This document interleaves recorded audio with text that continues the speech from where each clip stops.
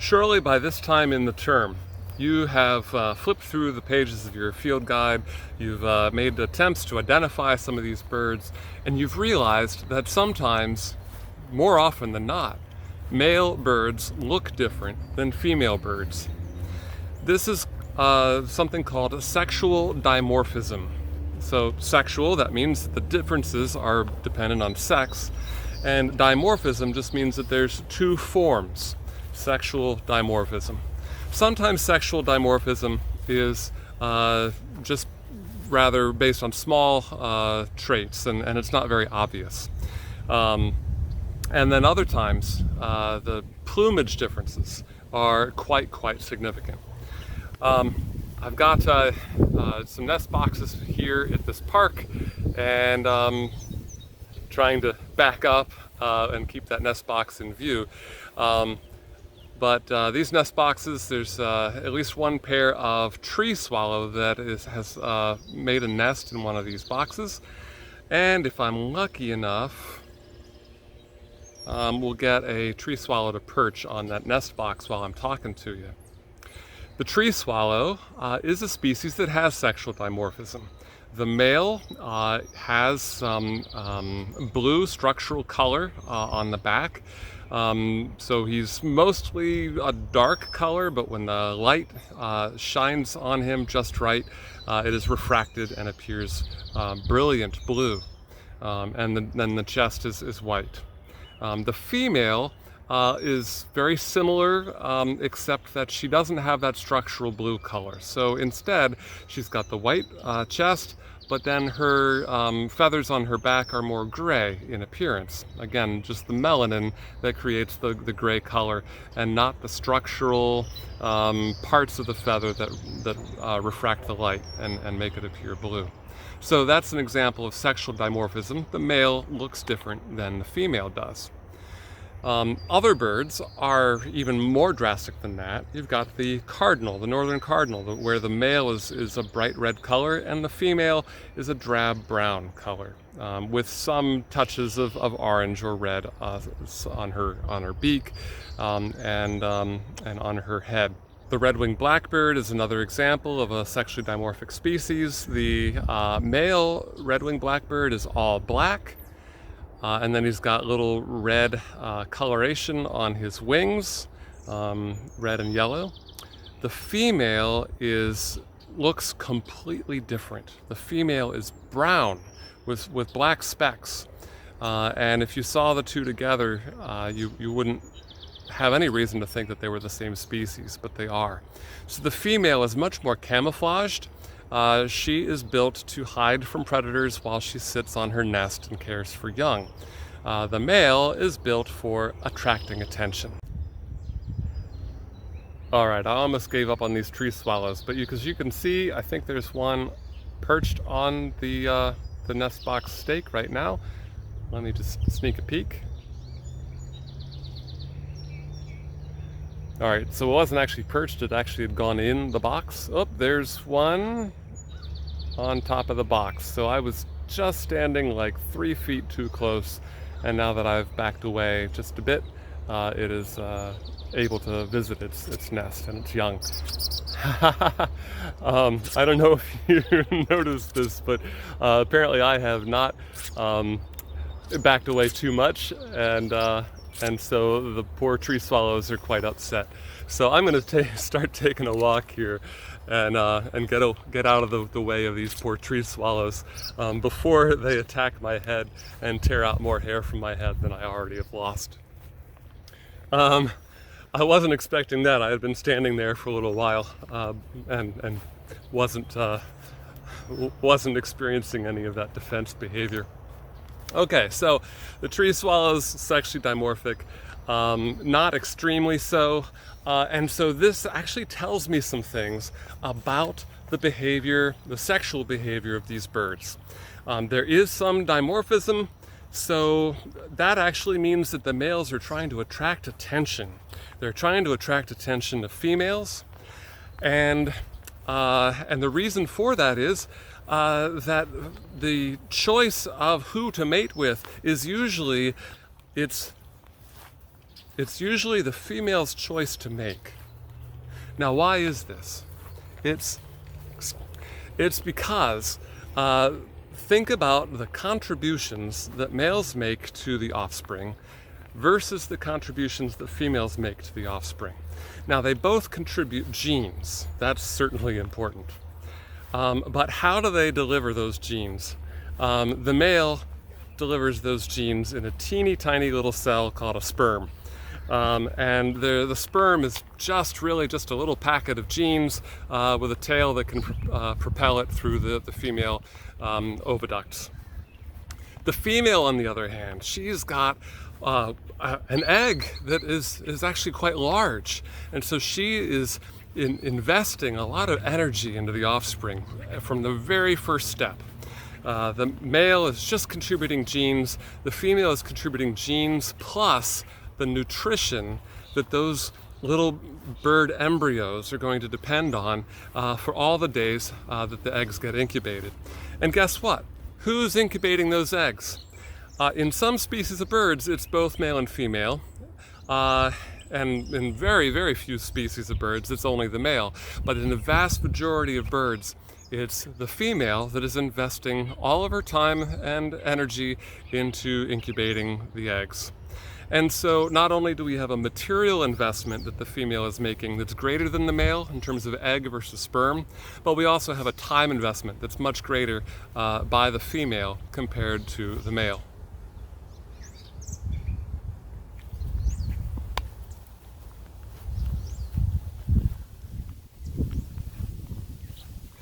Now, often, in fact, for the large majority of birds, males are parental. They don't necessarily incubate the eggs, but once the eggs have hatched, they do take care of the young in terms of feeding the young and then removing waste from the nest and defending it from predators too.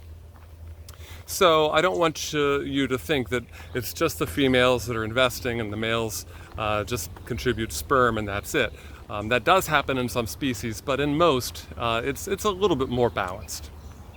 Nevertheless, because the female has greater investment into the young, the female has greater investment in who she mates with. She wants to make sure that the male she mates with has really good genes, is in really good condition, and has defended a high quality territory.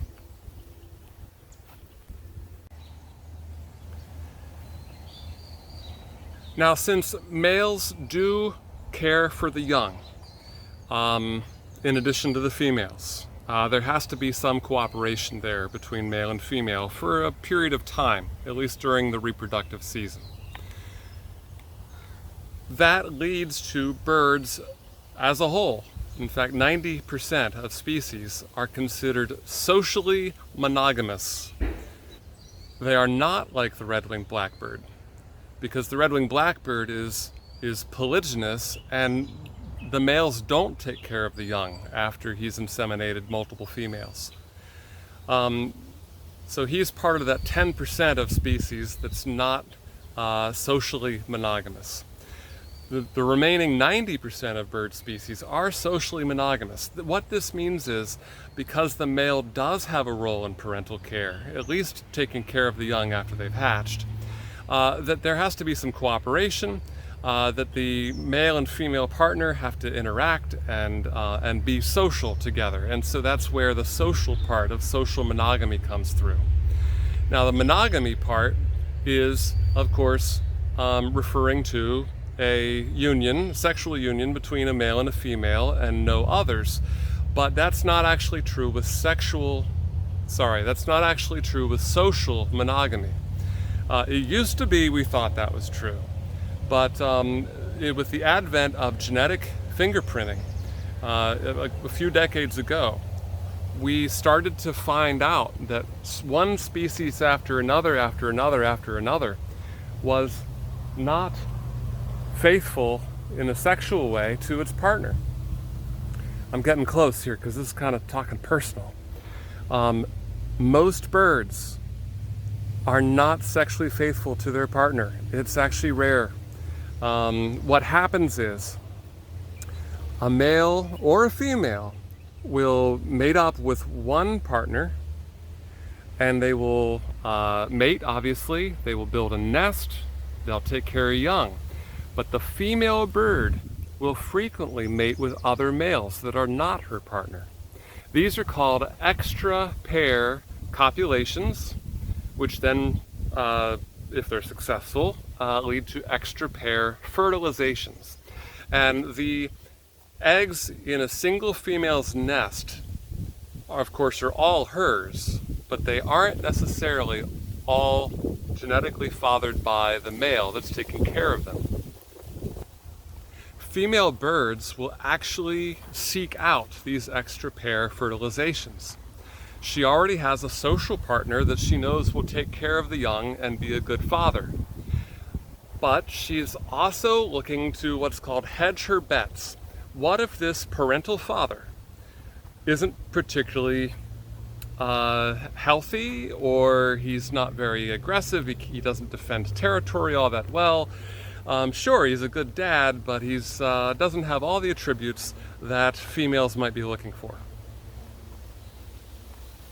In that case, she wants to go out and have an extra pair relationship with another male that might not be a good father, but yet has really beautiful plumage, or really beautiful song, or has some other attributes that her male partner doesn't have.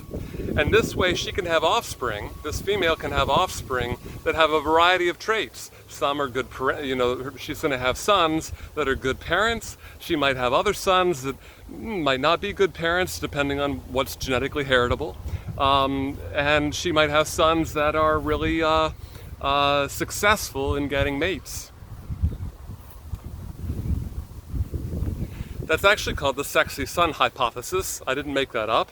But females are looking to mate with a male who will have sons that other females in the next generation will want to mate with. Sometimes those traits that the females are looking for, the things that make the male sexy in their view, those are going to be indicators of good health, good immune systems, good nutrition, good ability to defend a territory that has good food in it, the ability to fend off competitors and predators. A lot of these things are going to be obvious from the way that the male behaves, whether it is in terms of how he sings, again, the territory he defends, and then how he might solve problems in a cognitive way. So the females are looking for that sort of thing. But also, what if female choice is just random? That could actually be true, in some cases at least. It might be that females just inherently decide that they like a male with purple wings. And the purple wing might not be indicative of anything. It's just a little mutation in their genes that make them particularly interested in males with purple wings. That doesn't even matter, because if the females prefer a male with purple wings, they're going to try and mate with males with purple wings, and the next males in the next generation will more likely have purple wings. And so this is where sexual selection can drive the accumulation of some really interesting plumage differences and display differences and song differences in males compared to females. I've already talked about red-winged blackbirds. I've already talked about the tree swallow. Now let's think about some other common species that you might be familiar with. Now as I'm walking along, oh, look at that. There is a willow flycatcher. I'm going to see if I can get him.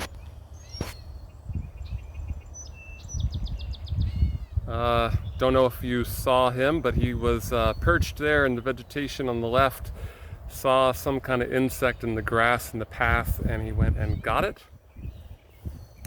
So that was a willow, oh, there he goes. So that was a willow flycatcher. Male and female willow flycatchers look identical. There's no difference. No sexual dimorphism. Speaking of, another species that doesn't have sexual dimorphism is the catbird.